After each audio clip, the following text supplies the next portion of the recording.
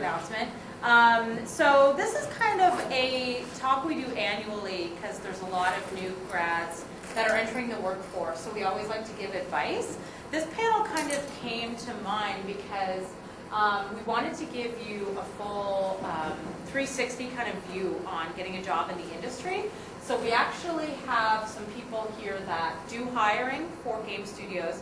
I'm from a HR perspective. We have creative and sort of tech perspective as well, hiring for studios. And then we actually brought in a couple of people that did it the right way, got the jobs before or upon graduation. And we're going to hear their perspective on how they were able to stand out from the crowd and get ahead, and also talk about what to look for in a studio, first days in a studio, and advice like that. And then we'll definitely do some questions.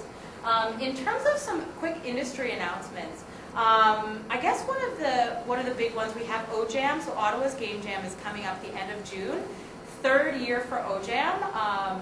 What's great is that after the third year, we've kind of learned a lot from the first two. So we have some industry mentors that are going to be coming in to help the teams. We have two amazing sponsors. So Carmen Interactive and Microsoft Studios have sponsored to help. Free venue, free food. It really is the reason that we're able to do these and really put the onus back on career development and teamwork, which is amazing for the industry. OJAM sold out within a couple of days this year.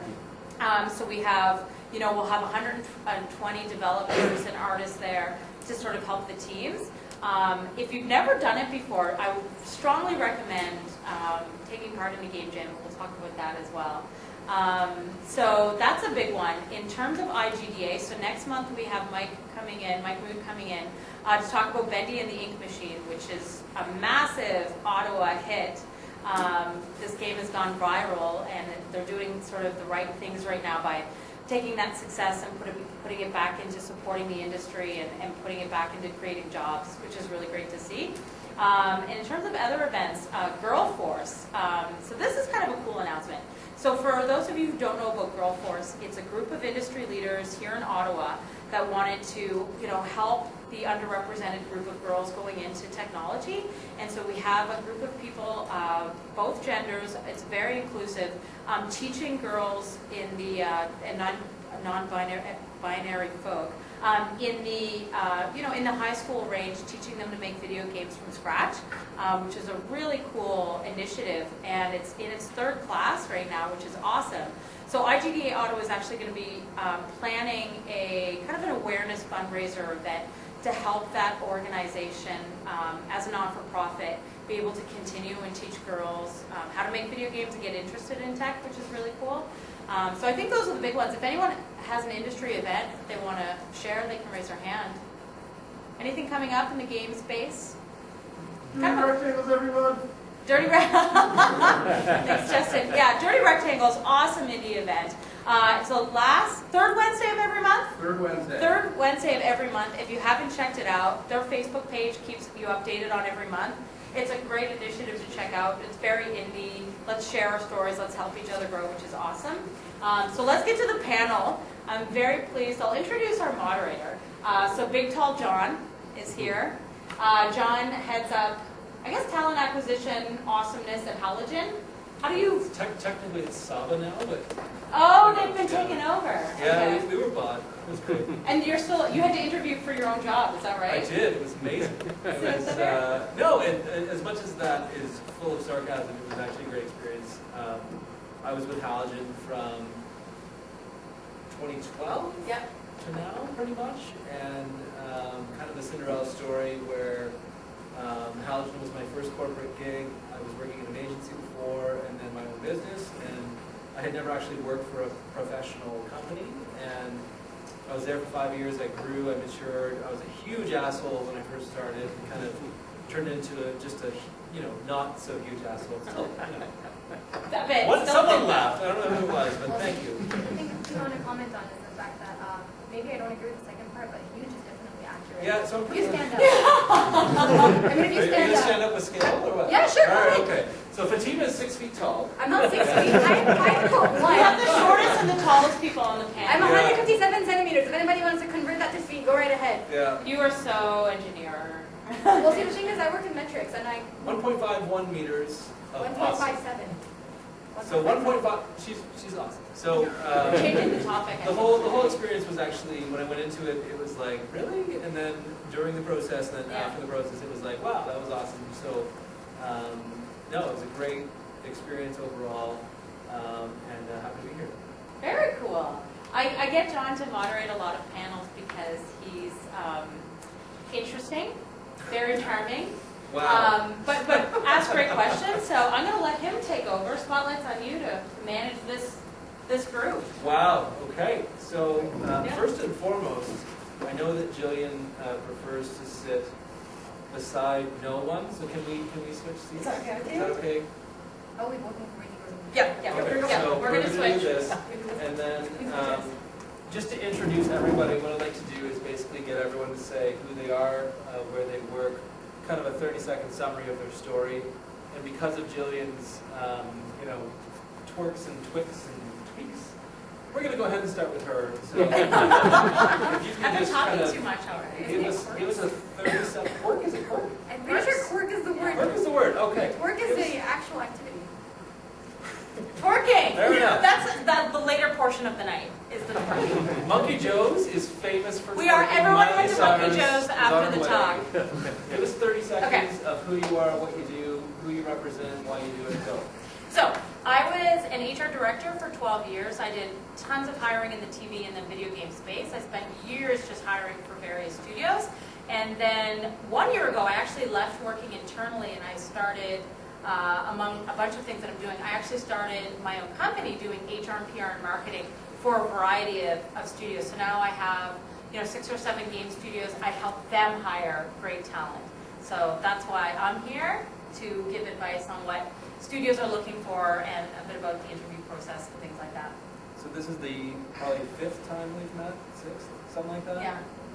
This is the first time I have not seen her in a CGX t-shirt. Yes, that's Because- right. I did live in CGX shirts for about 6 weeks straight. It's We did that a pretty cool. lot. Yeah, we did. Yeah. And it just so happens that she has a Tim Horton red hat to go along with her dirty red shirt, so amazing. Fatima, It's Canadian Pride. today's It is. camp day, y'all. Yep.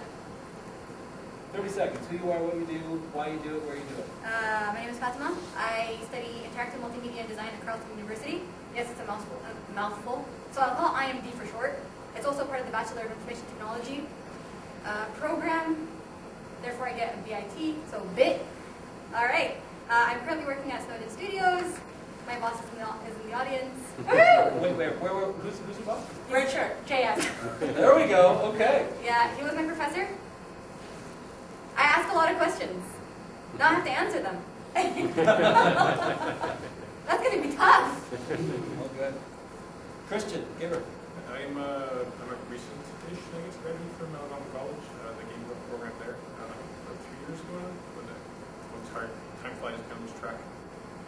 I've worked at a few companies here in Ottawa. I worked for Magwick, Fuel, I recently worked at QI, and now I just this week started working at Carmen and Brown. Okay. So your boss is at the end of the panel. Everyone has a boss here. Oh yeah. Okay. Say good things. You have your employees. Okay. Yeah. It's just the best place I've ever worked. So, Jason, can you tell us all the great things that Christian told us about Mike, and then introduce yourself? Yeah, sure. Mike, you don't mind just plugging yours for a minute? Yeah, sure.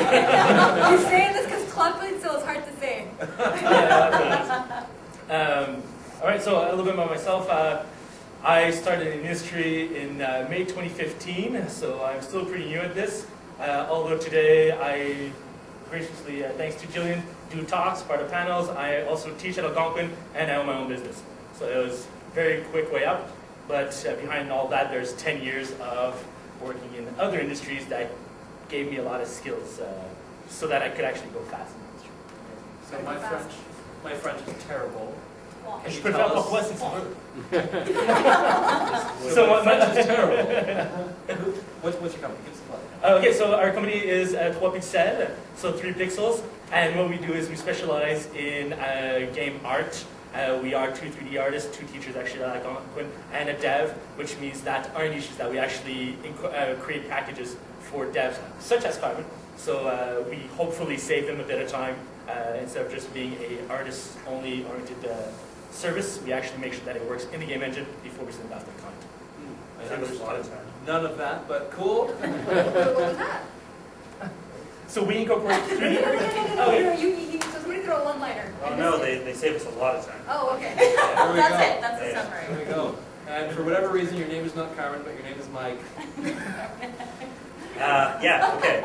So Carmen is the Carmen line, which is the division between space and Earth, where, yeah, it's got a lot of technical background. Wow. Basically, we're at the edge of What technology. is this? I thought it was just your grandma's name. It's a really loose metaphor. Anyways, I graduated in 2008 from the Bit IMD program as well. I worked with Jillian at Fuel for a while. I was a developer and she was HR. I complained a lot to her. Everyone did it. Spent 4 years there. Ended up heading up the R&D department before I left.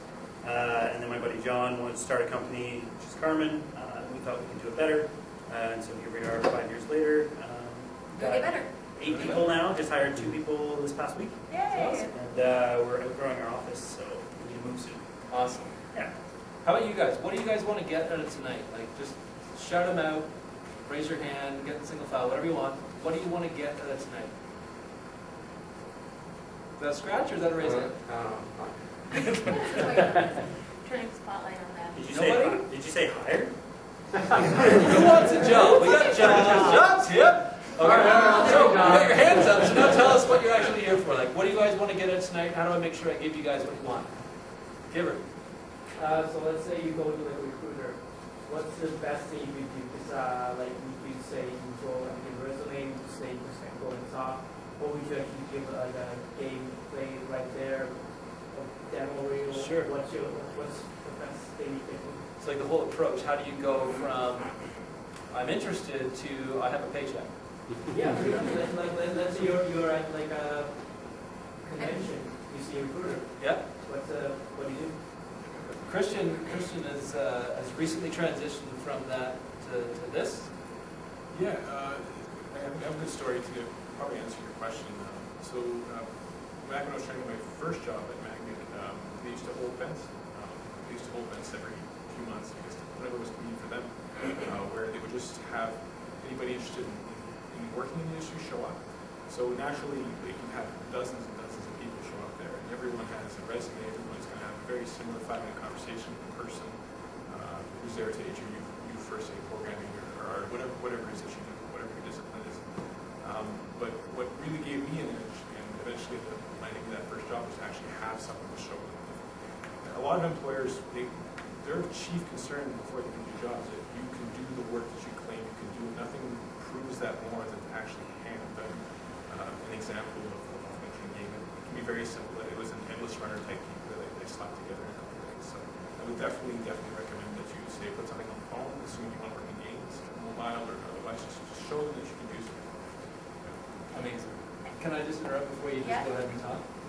Fatima? Yeah, go ahead. I don't mind. Fatima, Fatima, either one works. I know your boss is in the audience, Yeah. so no pressure. Uh-huh. But what are your thoughts? Thank you. No pressure, right? None. My thoughts? Okay, so here's what I've heard from a bunch of people. If you have a GitHub repository, fill it up. Like what I did personally was I actually attended the game jam. He happened to come to the game jam. I happened to be very excited and very nervous. Then when I respect somebody, I get very awkward around them until they show me that they have a lot of energy. Then I feel okay. And also a lot of energy. There we go. Don't worry, I respect everybody here. Don't worry. So, But the way I actually got in was, sorry for, all good. yeah. Just So, wait when you're ready. okay, sure. The way I actually got in was I had Jillian kind of called me up to work on Capital Gaming Expo, and I got a lot of exposure there because I was actually throwing myself into straight into the industry, trying to see what people were doing and trying to help out with organizing events related to it. So that because Capital Gaming Expo, for anybody who attended it. Also, can you hear me in the back? Yes. Sweet. Okay. So Capital Gaming Expo was, well, there was a lot of video games out there for you to try out, and it was basically people showing off what they've done. We actually had Algonquin, we had another college, and we also had Carleton. I only remember Algonquin and, who? St. Lawrence. Thank you. Yes, the thing is I attend those two, so I remember them. Anybody else just passed the slides right over my head. I'm sorry! I don't intend to forget you. Just forget about. Sorry. You're fine. Okay, so Mike, give us your thoughts. Like the whole idea of what's your name? Sorry, Say that. Dan. The new. This guy over here. What's the best way for him to approach you as a hiring guy and really go from I'm an applicant to I'm a real-time person that you should talk to? Yeah. So when you say recruiter, I assume you're not saying like a recruiter, like someone who professionally finds jobs for people, because we don't talk to them at all. They don't usually. They're not good at filtering the right types of people, especially in our industry. I think there's a lot of ways to get in contact with me. We respond to every single email that gets sent to our public email address. So if you send me an email that has like 10 minutes of thought put into it, just taking a look at what we do, maybe commenting on how you could apply, what skills you have to offer, and then a sample of your work, I'll take a look and I'll respond. You know, if I'm really busy, it might take a while, but the best way to get in is to just show the work you've done and make it work that isn't common. So it's a small town. Most of the business owners know every single professor at every program, know the assignments that are going out. We've seen all the assignments a million times. Do something different. Doesn't have to be big. It can be small. You don't have to be good at art. If you're a developer, you don't have to be crazy interactive. If you're an illustrator or something, just put something out. And keep putting stuff out. So if you don't get a response the first time, just follow up and say, hey, I released something new. Check it out. And eventually, you'll get a response. Yeah, and to build upon that, actually, I 100% agree. I think there's nothing worse than a copy and paste email.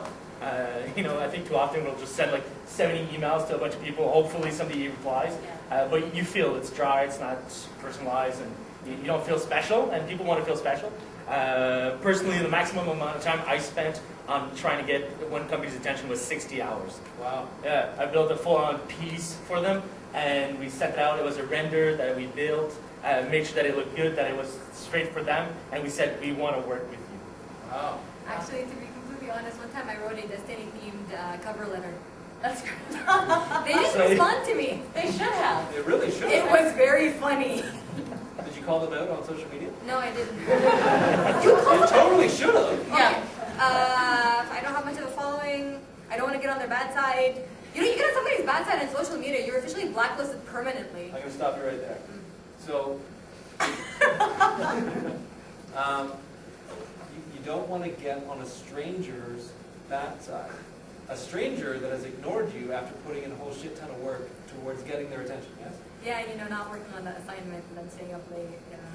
And you enjoy Destiny, the game?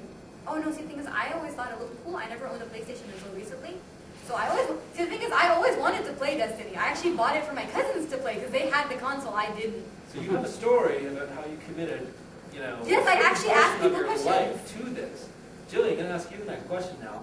Let's suppose I, for whatever reason, wanted to work for Jillian Mood and Company. Right. Company? Partners. Partners? Partners. Jillian Mood and Partners. You've met the partners. I don't remember all the details. Come on, multiple concussions. But let's suppose, I'm not joking, it's a very sad story. Let's suppose I put 60 hours of work Yeah. into Jillian Mood and Partners just to have a conversation with you. Right. You ignore me? Really? I would never ignore you. What would you think about someone else then going to, say, Twitter or Instagram Yeah. or Facebook, whatever, and just saying, Jill, Yeah. like, That's me. that red hat is sweet, Yeah. and you need to talk to me, and here's why. Yeah.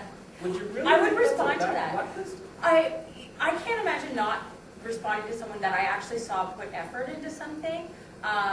If I hadn't, for whatever reason, and someone went online and sort of called me out on it, to be completely honest, I would respond to them because I think that it would upset me that they did that. But I would never, at that point, I would never want to work with them. Oh, really? I would never want to work with them Really? for like being that person.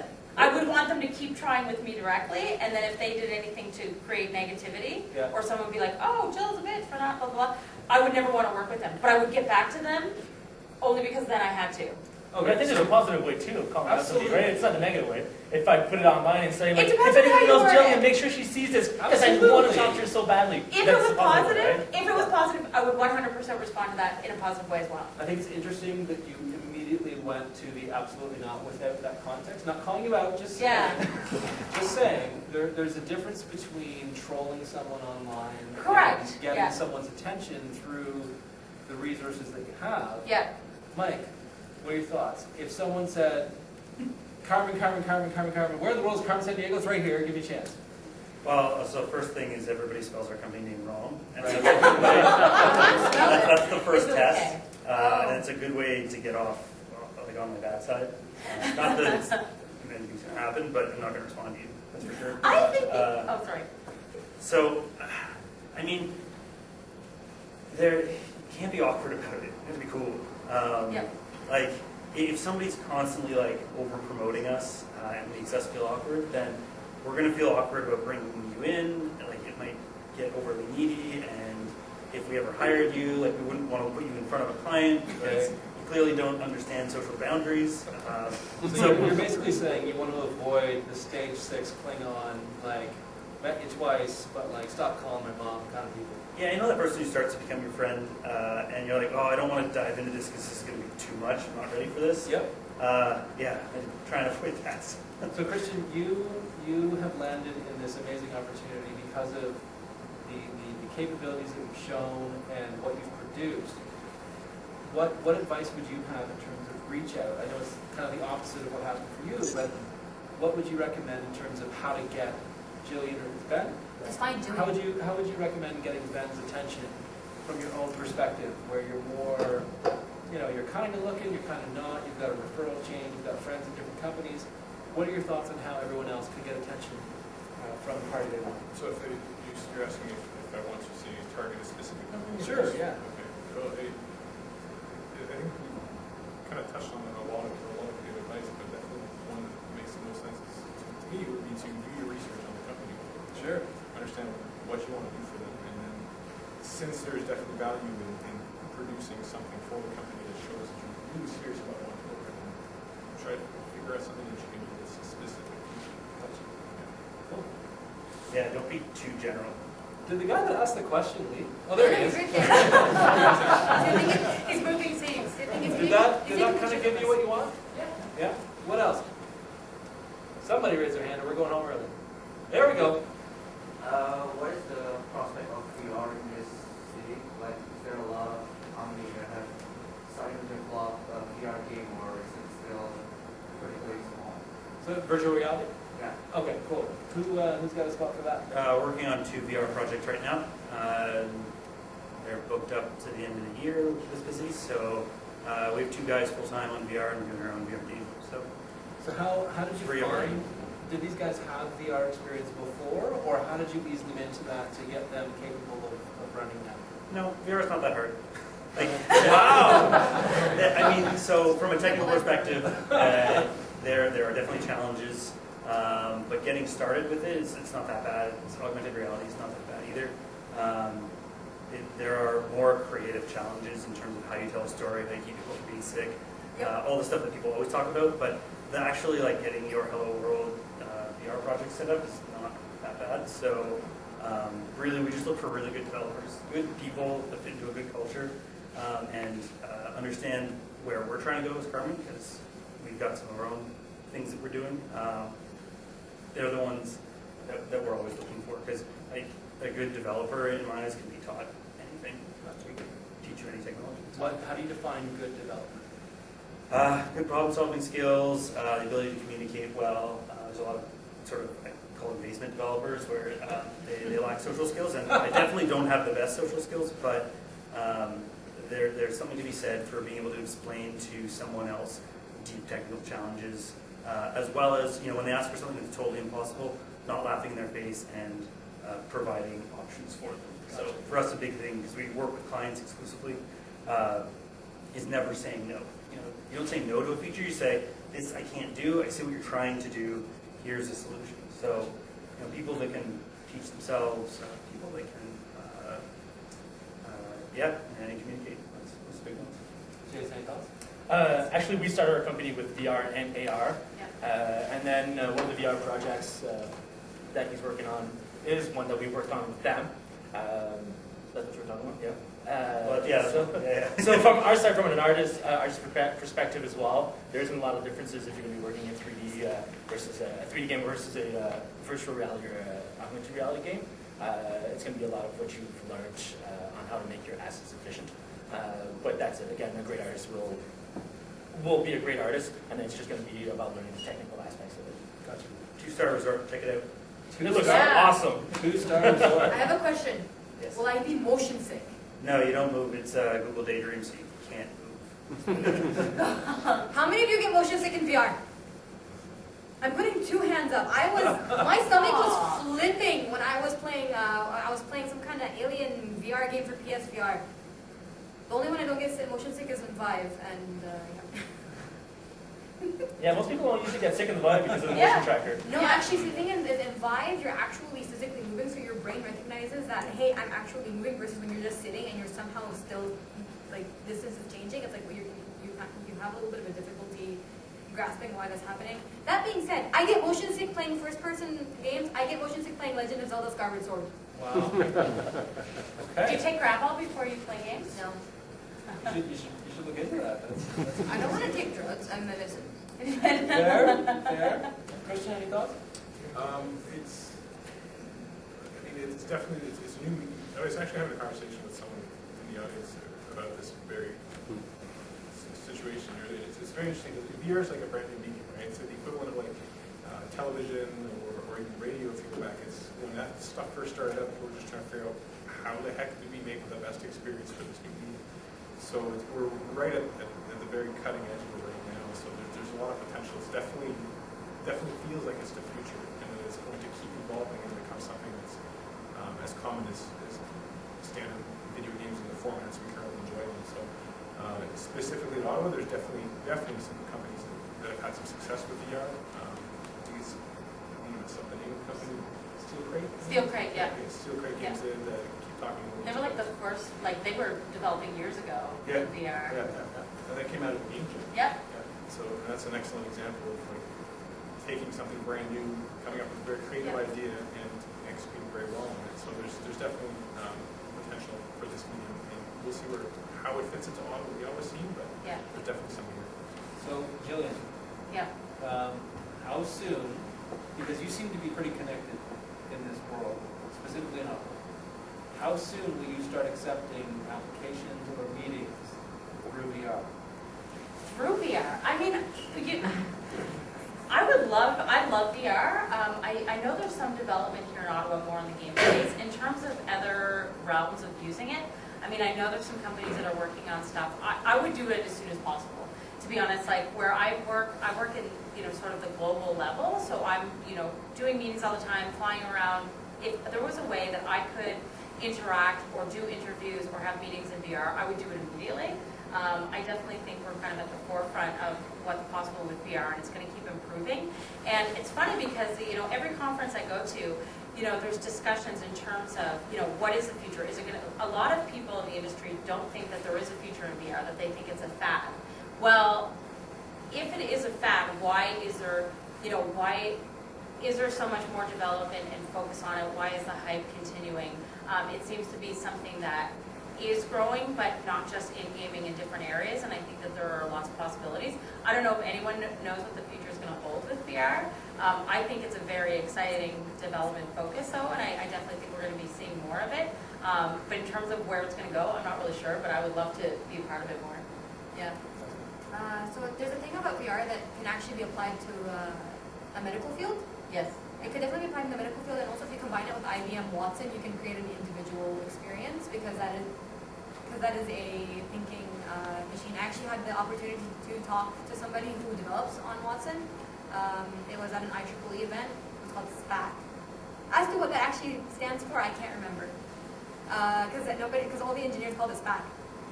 However, she did mention that there is an API and there is a window for that to be a possibility, maybe.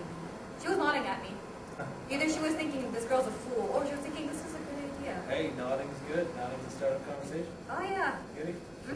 But I think the opposite is also true though. So I think if you're wanting to get in the industry, starting to say no or being biased towards certain technologies is definitely going to close some doors for you. Yeah, that's a really good point. I'd say, yeah, look for something parallel. Don't get hung up on one thing. Like if you have your interest, if your interest is in VR, don't do VR and games as your first job. I mean, maybe you'll get it, that'll be great, but do VR, any VR you can get. Or if you're a developer even, just do, if you want to do desktop VR stuff like Vive and Oculus, then get any kind of gaming or interactive job you can do. You can do desktop applications that are highly interactive, use similar technologies, but don't pigeonhole yourself to games because there's a whole world of opportunities out there to get your first bit of experience. The scariest part about hiring a new grad is ramping them up from scratch and teaching them everything, especially how to have a full-time job. And it costs a lot. I mean, it costs us $10,000 just to get you in the door. Once you're in the door, I've got to start paying you. I've got to take into account the amount of time you're taking my developers off, the work that they are doing that's making us money. It's really expensive to ramp someone up. So any industry, more profitable industry you can find to get your first gig, take it. Absolutely. And yeah, actually, that's what I was saying, that I spent 10 years completely out in the industry.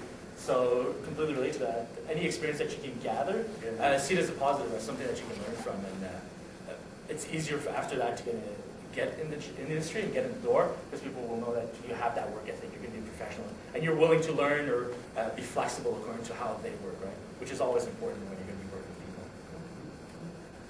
Where'd you go? That answer your question? Yeah. Cool. Yeah. Another one. I'm not in the same industry. I'm more in the new production. Okay. But I think this could relate to a lot of industries. So one of the ways that I actually get clients is I do a lot of like event videography, commercials, things like that. I look for events and then I find their like organizers' emails and I bombard them with everybody with emails every single week. Yeah. But there's also the option of LinkedIn. What I thought if you get like messages from LinkedIn, like Sure. you think that's like too personal for someone like me, someone like who never met as a recruiter, you get a message from LinkedIn. So when you say bombard, can you maybe just elaborate on what bombard means? Like reach out as many as I can. That's it. Okay. Not like send one person 10,000 emails. Okay, well, you never know. You never Yeah, know. yeah, You've got Marketo at home, and you're like, boom, boom, boom, boom, boom. I have a sneaking speed met at the Invest Ottawa? Yeah. Okay, so we met, and you and I had like a 30-second chat, 2-minute chat. Whereas Jillian was the center of the conversation. Pretty sure. I You hope sent so. me a connection request. I'm a recruiter. I get emails from LinkedIn all the time. Did I reply to you? I don't think Did I accept your request? yeah. Why did I do that? You like it? You made a connection. Yeah, we made a connection. Absolutely. So, from my perspective, like strictly as a recruiter, if you give the recruiter a reason to say, yes, I will accept this invite, we will, 100%, because our job is to connect people to opportunity. That's our job. But from the Carmen Interactive hiring side, 10 Gs just to get you in the door, what are your thoughts on LinkedIn? Is it a good platform? I treat LinkedIn really weird. I vet every request I get because I get requests from bots and from like random people from India who want to outsource stuff with us. But I respond to everybody. I prefer email, to be honest. It gives either myself or my business partner John the opportunity to respond instead of just me. But I think it's a per person thing. There's not one better than the other, in my opinion. Jason, how do you Same here. I actually usually reply to everybody as well on LinkedIn. I think that's how you connected with me originally on LinkedIn. Yep. And I think one of the things... I connected with you, reached out for a meeting because I didn't know him and wanted to get to know him. We ended up having a coffee meet. Yep. I use LinkedIn a lot for business development, and I find when you find a way for it to work, it's fantastic for business development or connections or things like that, but it's definitely crafting your message. Yeah, so I think it's fantastic. I think it's a great tool. And on that note, one of the people that most impressed me was a student that we had met during the demo days at their college. And I grabbed her demo and we thought she did a pretty good job. And then she found us, I think, on LinkedIn or Facebook, and invited us to go grab a coffee with her because she was really interested in getting a job. And we were all impressed in the company. We thought, wow, that girl is serious. She really wants to do something. Sure. So I've never seen this as being a negative. Every time I reached out to people either, nobody rejected me or been mean. So I've always had a good experience with LinkedIn or emails and connecting, trying to reach out to people. Yeah, I you're think trying you've to- got to make sure that it's a personalized message, not like, Okay. hey, I want to talk to you about your services or what I can do for you, blah, blah. You've got to be like, hey, John, I saw what you guys did here, really cool stuff. I'd love to get together and talk about some of the things I'm working on that could be a good fit. Definitely personalize it. There's nothing worse than a cut and paste, like, hey there, hello. Or the standard LinkedIn message. I like Yeah, hi, I'd like to Oh, connect with I you. always personalize, always personalize, always positive enthusiasm. You like what they do, for sure. But what works a lot better than those digital reach outs is what you're doing now. You're attending, I've seen you at every meeting. Yeah. You have reached out to me, I totally responded. Like, being at the meetings, being there. Carmen's never put out a public job posting. The closest to public we ever did was we put out some messages on the Ottawa game industry Slack. But everything's word of mouth for us because we're so small. Yeah, like the personal stuff, being out there and talk to people. Like I will talk to anybody that comes up and talk to me. And if you email me and ask me for coffee, I'll go out and get coffee with you and tell you about the industry and give you suggestions. I remember being in that position. It was hard, and it's good to have that kind of help. So Mike, you are, like half an hour, 20 minutes ago, you self-proclaimed that you were socially awkward. Yeah. And you will openly agree to a coffee meeting with anyone that gives you a reason to say yes. Oh, I hate it. I dread the meeting right You before we hate have it. it. Do it! But Absolutely do I it. make these obligations for future, Mike. We could get into a whole other topic about how to game yourself into doing well at your career. But yeah, I put myself in awkward situations. So please, anyone that wants to have an awkward coffee, Yes. at carmeninteractive.com. Is that right? No, we'll just bounce. Yeah. So anyways, find Oh, him we are on on- LinkedIn. His name is Fine. Mike. He works at carmeninteractive.com. Look, It's asking anybody awesome. to connect It's on LinkedIn is awesome. awkward. That coffee's great. It's It's gonna awkward, be- but the best. It's going to be the greatest, worst first date ever. Just before we get to the job seeker side, Jillian, just to touch on one thing that you said. You said LinkedIn is great for business development. Yeah. Now, business development has this whole tie to sales. Individuals here are not necessarily selling anything but themselves. Right. Can you kind of Yeah. elaborate on what the core of what business development really means and Yeah. show your view of how someone not trying to sell anything but the idea of having a coffee or having a conversation, how can one sell that half hour or 45 minutes of awkward space looking at Mike without actually trying to build? It's not that bad. When I say like networking, business development, in terms of like any kind of connection or, if you're selling a service, selling yourself or getting a job, it's all kind of the same approach. For me, kind of getting a little bit back to, how you stand out and things like that. When I was doing, or still do, a lot of my hiring, I never put out a job ad and hired from a resume that I got. When I was in a studio, I was, running those events that Christian was at, getting people to come out and meet the hiring managers and seeing what people were working on. But it was essentially all of the hiring was done through networking, through game jams. Like if I can hire people from a game jam, I will hire people from a game jam. These are people that are passionate working on stuff. In terms of side projects, if I'm looking at a student or a grad and they only have their student projects, I will not hire them. I want to see your side projects. I don't care how broken it is, as long as you've attempted it, you're working on things on the side. And in terms of people that have gotten in the door and have gotten jobs, Christian and Fatima are pure examples. They're at the events, they're at a game jam, they're volunteering their time to help the industry. Those are the ways to sort of get ahead. And in terms of like LinkedIn or selling yourself, it is sometimes very difficult and it is uncomfortable and sometimes you never get used to it. But being genuine and making sure that you know the person and you're reaching out, you have a reason and you're saying, I've looked into you, I know what you're doing, I know what your company is doing, this is what I'm working on. Just being really honest and genuine is amazing. If you can do that at a meetup or at an event, that's great. I don't ever recommend just showing up to somebody's office. I know some people don't mind that. Never show up to someone's office and ask to speak to them. Absolutely. They're working. They're working. But going up to a meeting or going to a meeting or whatever and finding them, or if you can, having a genuine reach out through LinkedIn and stuff like that makes a difference. But in the meantime, working on side projects, finding a team and working on stuff, doing a game jam, volunteering for Girl Force or something like that will really help you make those connections and find the right role. Sorry. Never show up early either. Show up early yeah. to the location and then walk awkwardly around the block for like 20 minutes or half an hour or something. Yeah. But don't get in the office early because then I have to drop everything that I'm doing and suddenly host you. No. 5 to 10 minutes is the best timing, according to co-op services at Carleton.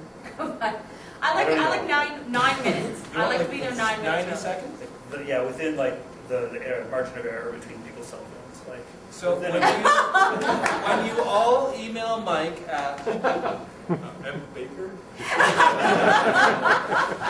if you Let's all email, everyone here has to email him Which tonight. one's out? and get a meeting, maybe 180 to 90 seconds, you're good. Otherwise, hit the brakes. What do you think? Oh, me. So just to let you all know, I actually actively sought out Jillian. I met I love stalking. I knew you'd think it was stalking. Yes, I Mike, stalked you her. there? Yeah. Good. How do you think I met her? It's an effective method.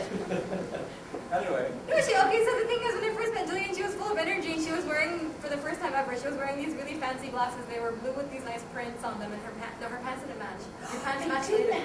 Oh, They matched later on Facebook. But at the time, it was the first time she was wearing like big lenses, and it was the first time I was wearing big lenses too. I'd recently changed from BFFs forever. Yeah. And what happens is the presenter that was here was talking about UI.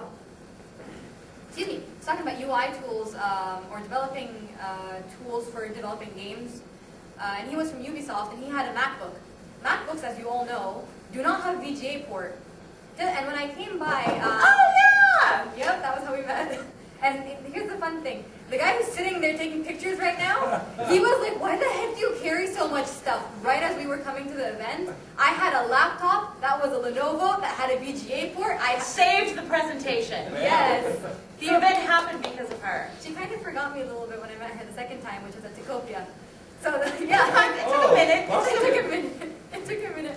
So I would go to Tacopia talking conveniently. And I go there because I'm going after Jillian. However, my professor was also there. Who's now my boss.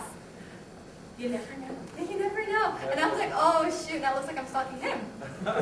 You were though, right? No, I wasn't. She was stalking me. I How's was that- making clear the stalking was me. So she was stalking her, but not you. How does that make you feel as her boss now? Well, I must admit that though, so I'll just say what I have to say about hiring someone. So there's two ways you hire someone. First, you get a stellar resume, and then there's no question. If that person has worked like 15 years at Ubisoft, he applies, you hire him, you don't question anything, you just verify the reference just to make sure that he's not. But the problems that are like all the new grads that have like almost zero experience, and you want to, and these people, if they want to get a job, they need to prove you that they have like a motivation and stuff like that. Fatima was all over the place. I saw her All over the place in a positive way. Well, yeah, she was at Tactopia, she was helping at CGX. You can see that there's a passion there, and you say like, I'm investing in the future now. Like I know that there's a potential there.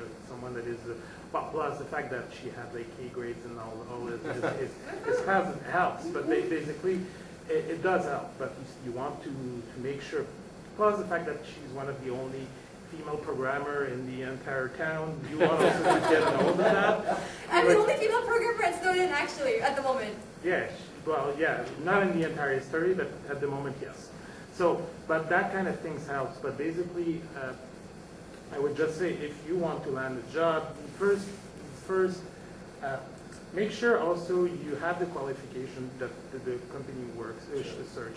Like, I don't know how many, like, resume I received from people that has like only C# experience and wants to become like an employee of, they haven't done the homework of checking like we require C++. If you never did touch C++ in your entire life and you're applying to I'm sorry, I'm not answering those emails. I have like too many email. I'm receiving every day 10 to 15 email from people that has like absolutely no competencies to work. I'm not gonna. Or if you are like a voice actor, I'm sorry, I'm not doing any voice acting. So Really? do your research. Like make sure that the company is doing that. But but if you do have the interest, the motivation, make sure that you like calibrate your resume around it, and make sure you are getting to know the people. I'm gonna hire people I trust more than people that I never heard from. So if you can bounce on those people before, but it's tough. Like I've been looking for programmers for the last year and a half. If I could, I would hire like 10 programmers tomorrow morning, but I don't find the right ones that I'm looking for. So I'm just keeping the announce open and waiting for the right talents to come in. So exactly on this, actually, I was curious. I personally always got my jobs through people I've known. Right. My only job I got on myself, by myself, was to make muffins. And that was it. Why did you bring I was some really tonight? proud of me. You But wanna that's know it. why Every other job was I because of was people I know. Hey, Yeah, Julie, So, but I was wondering, I think most people are like that too, right? yeah. McDonald's. It's the only job I got for myself. Christian, maybe Dave, from the other side of the coin, tell us your story about how you guys came together and outside of announcing M. Baker at CarmenInteraction.com. Yes. And it's not just, I feel like I signed I up throw for myself into like C-pop vein at Carmen, because I agree with what you're saying. Yeah, you know the name pattern now. You can get anybody. You Yeah, get anybody, yeah. it's over. Yeah. But no, to echo the coffee thing, absolutely. One of the things that I wanted to do, as soon, because you go into this, you decide one day, hey, I'm going to go and try to change my career and work in the game industry. There's no guarantees it can work. You throw yourself at it, you do your best to learn what you need to learn and to get those first jobs. And then if you do make it, then I wanted to give back in whatever way I can. That's part of the reason I'm talking to you today, is because I want to share what I've learned.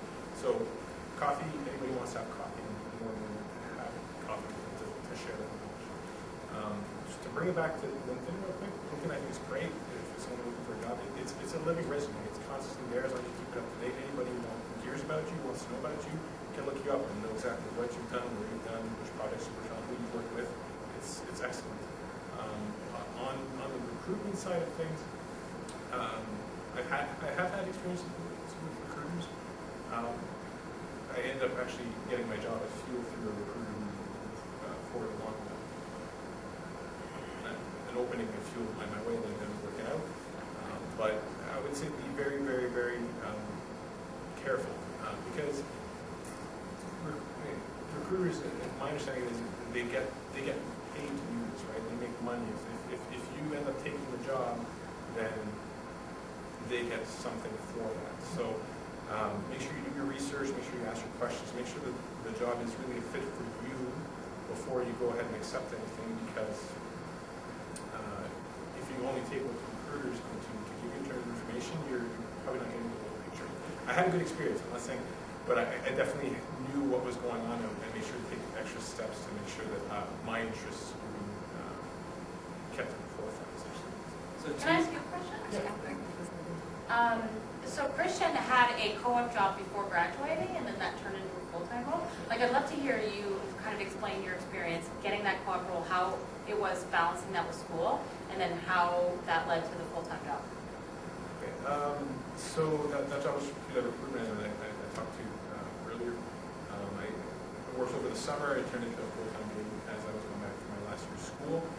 I was fortunate enough, and I'm very grateful to the college for being very flexible and allowing me to move. I think I only had to move one class.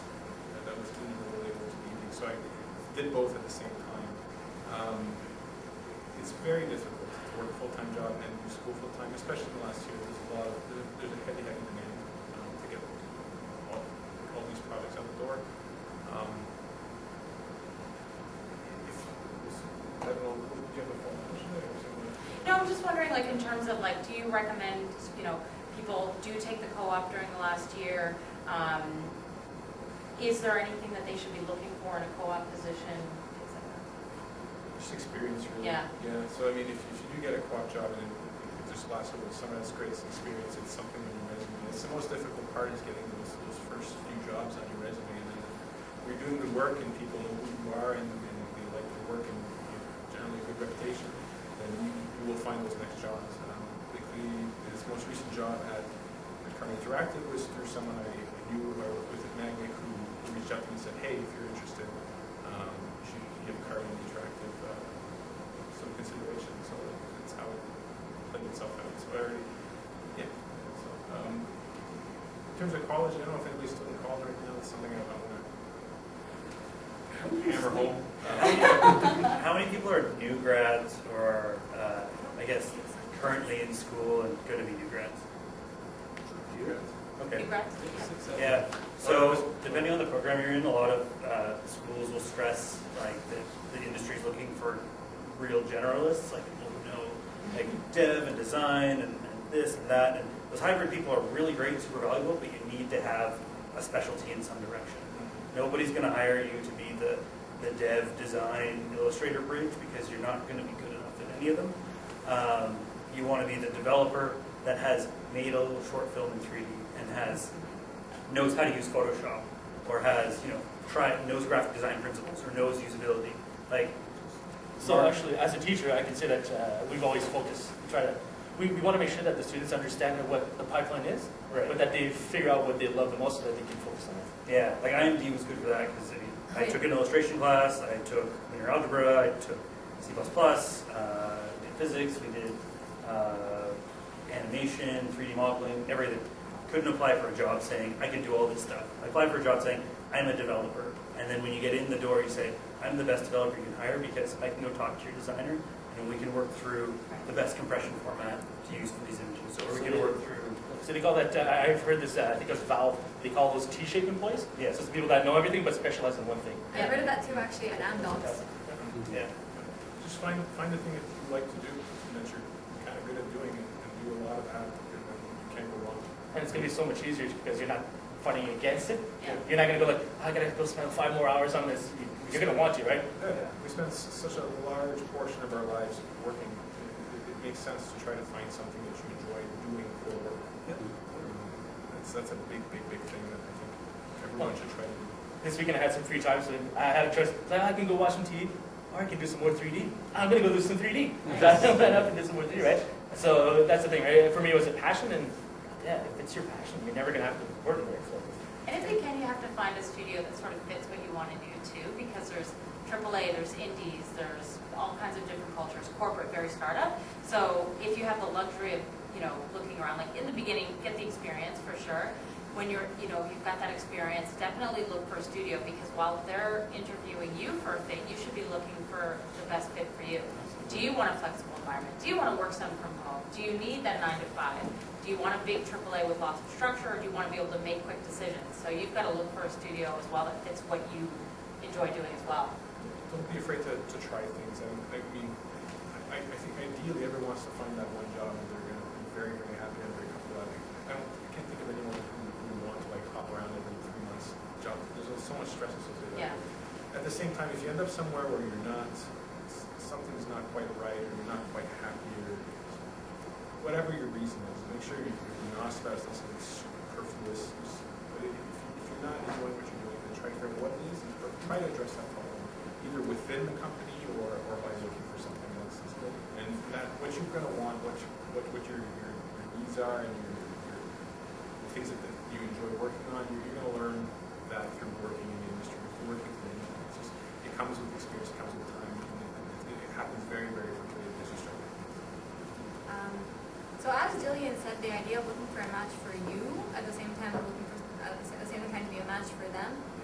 The way my father put it is, it's like going on a date. Yes. Okay. And here comes the cool thing. I talked to him. I'm like, Dad, I've never been on a date. And no, I don't. No, I don't say that. I'm very happy with the way I say. I wear this with pride.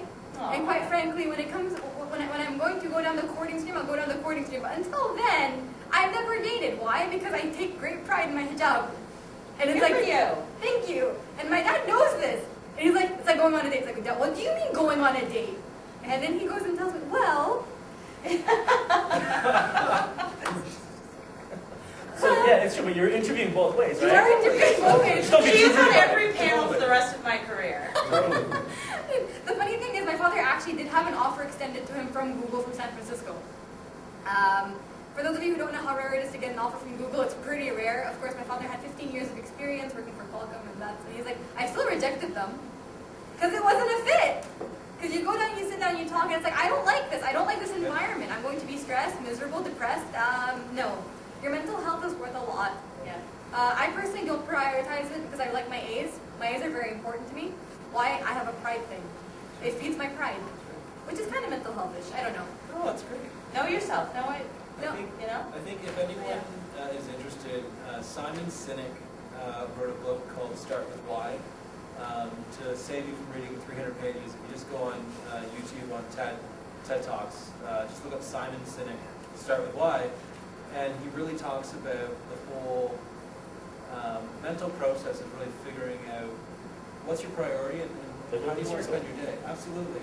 And what was kind of the sum, I think Christian said it best, but when you're busting your ass for something you don't care about, that's called stress.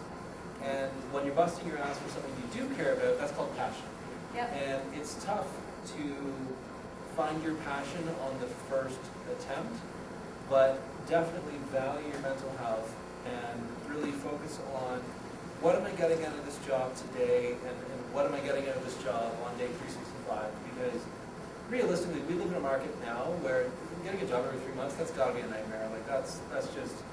That's the reality of student life. It's the reality of student life, but it's a challenging, stress-filled scenario. But at the same time, you don't have to have a job for 40 years at the same time either. Like there's different journeys that will go on and different companies that you find, different opportunities. Pardon me. Be nice to everybody. Be nice to everybody. Don't be a jerk. It's very simple. But by be nice, I don't mean reserve your opinions. I mean present your opinions calmly.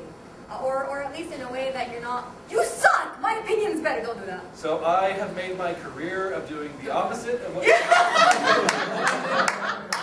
If you're a girl, life isn't that forgiving. Wow. How many girls are there in the audience? There's a couple, that's great. Oh, that's good. We have a few, but the thing I've noticed is like life is not very forgiving if you're female. I don't know how many people are going to disagree with this, but quite frankly, this is what I'm finding. So I may be an asshole, but I am not going to disagree with anything that she says for the rest of the day. Have you found it difficult being in, studying what you're studying and being in the game industry as a female, out of curiosity in your journey? Good. No. See, the thing is, my difficulties happen to come from home. Oh. Okay. But also there's this thing that I've noticed. A lot of people like, oh, she's a woman. No wonder she's being, emotional. Oh, no wonder. No, I've actually come across this. And see, the problem is I've also applied this logic at some point in time because it became ingrained. Like, for example, when I applied to the Destiny recruiter, I realized that while I was about to submit my cover letter that I found her name, and it was a she, and I'm like, oh god, I hope she has a sense of humor. Because I didn't know. A lot of the time, actually, it's not even the woman's fault. I've noticed that a lot of females try to be more macho, or just like be more, that's to stand their ground way more firmly, simply because very often you get that whole, oh, she's a woman. I'm not saying this has to change, but I'm saying that to some extent, the mentality is kind of, it's shifting away slowly. However, I do agree it's still kind of there. It's still there, but it is getting better. It is getting all better. the time. However, no, I've actually been perfectly fine with everything. My program is more or less 50-50. Oh, that's great. Of course, the other program, which is called Networking Technologies, is like 3 girls and a sea of men in second year. I don't think That's what Girl Force will help with. Yeah, exactly. So just time check. We've probably got time for another question. Questions? Who else has got a burning gap? This is on topic, but it's a little off topic. And personally, I'm a self-taught game dev. Nice. I've been doing this for like 4 years, but I haven't really worked with a big personal company. I've done a lot of like side jobs, but I haven't necessarily worked with a company like that's local to me. I haven't worked in an office. Okay.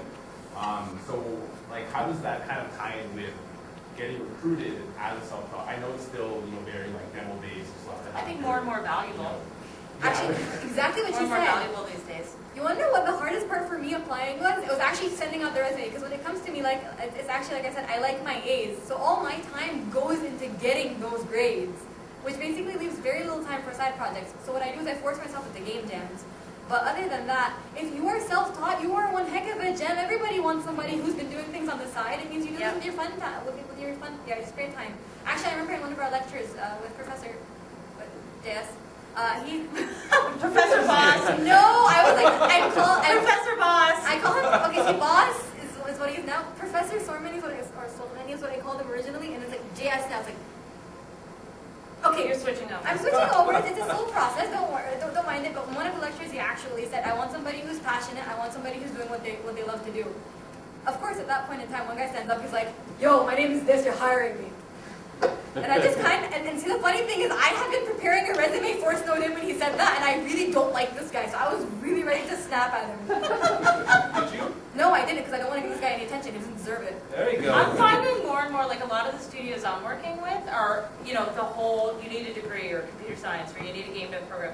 A lot of that isn't relevant anymore. It's more about the person and the projects that they're working for. But a lot of studios, yeah, startup ones for sure, but even larger studios are definitely open to various types of learning paths. And I find that people that are self-taught, they show the passion, they're very agile, they're able to pick up new languages quickly, and I find that's becoming very valuable.